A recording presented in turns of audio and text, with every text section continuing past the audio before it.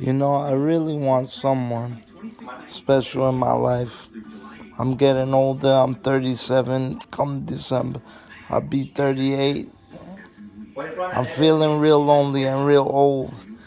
I don't feel old. I feel like I could fit in with 25, 26, even 19-year-olds.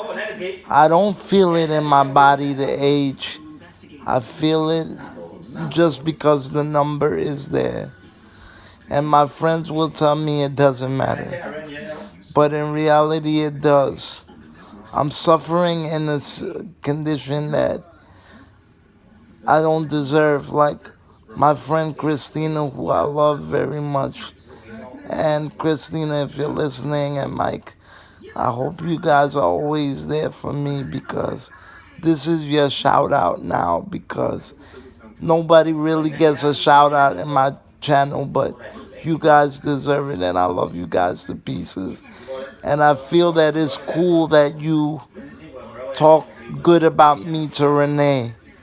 I hope it was positive and I hope I could be. I don't like to be a role model because that's too much pressure, but I hope in a way that I was. The thing is, I envy her a little bit because this is why I have the trouble with the age that I have and all this type of thing, and even with my stepfather because at least she's able to transfer and go on trips. Not that I can't go on trips, but I will need someone to go with me or more than one person. At least she's able to bathe and go to the bathroom by herself. And I wish her nothing but the best. And I feel like crying because I'm lucky to have you guys, and so is she. And the way you guys included her and stuff in the party, it warmed my heart. Um, but there's been a rough couple of years, with the whole thing with Erica and everything. It hurt me. That's why you even had some of my aides paying people to be around me, which is kind of embarrassing. And I never lied about anything. Mike, I need your help because even my aunt's puppies,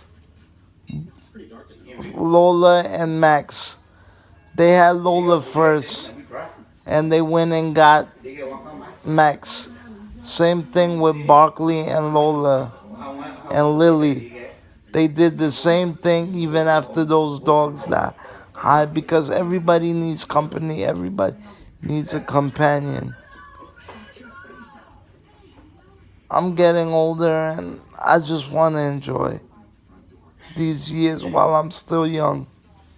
I know you guys may not understand that, but I need that. I want happiness too, man. I just don't want to be here with just an aide.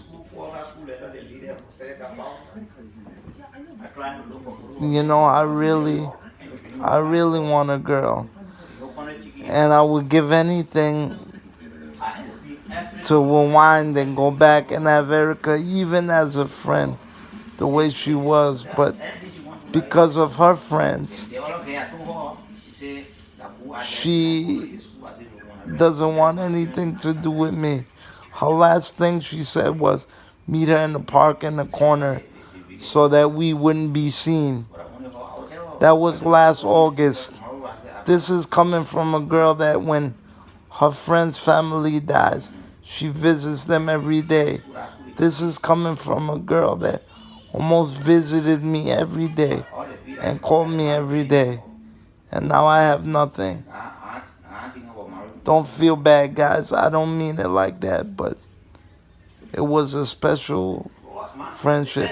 I wasn't after Erica. She was after me. Everybody thinks because I had a crush on her. Even when I tried to back away because I knew her situation, she kept forcing herself. I feel used because I was desperate, because I Never really had anything. And then when her friend across the hall actually moved here, she made my life miserable. She had two friends, Tabitha and Ashley, and they both looked down on me. Erica was the type of person that no matter what your color was, no matter what your disability was, no matter what your economic status, creed, or whatever religion, she liked you. But the Staten Island disease with privilege and color, that's what made peer pressure a motherfucker. And then on top of that, her friends are shitty. And it really made me feel out of place. But I'm begging you guys as friends. I'm suffering. Like sometimes, honestly, I'll sit at home and I'll be crying and I'll lay up in the bed and I'll be crying. And Mike can tell you, I never was like this before. But I always craved that friend. I always craved for that belonging. Actually, to be honest, I'm glad that I have you guys because I didn't have that stuff before. Because, my grandparents were very strict. Once I got home, I stayed in the house and I was indoor.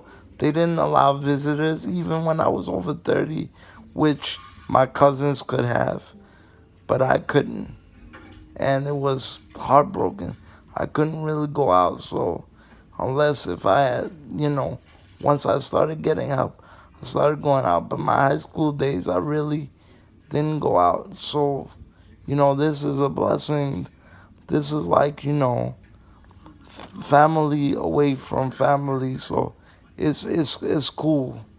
But the one thing that's honestly missing is that special person.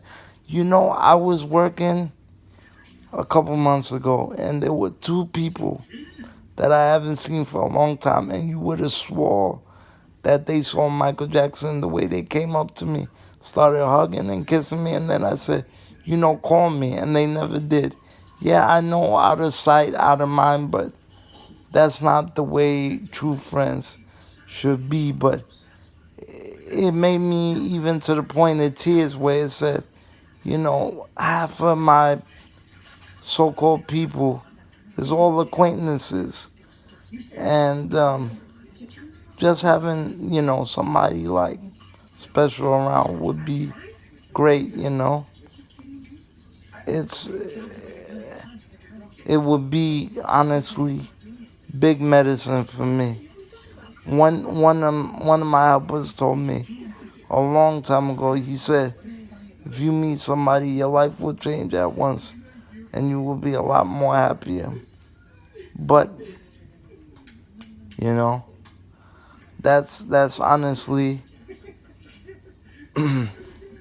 how I'm feeling. It comes to the point where I can't even look at the apartment with good faith. I wish this didn't happen right when I moved in, because I can't even stand my own place, because it reminds me, how she shitted on everything, how she shitted on me, and the worst thing was, her best friend was right around the corner. So I just hope, things go good. That's all.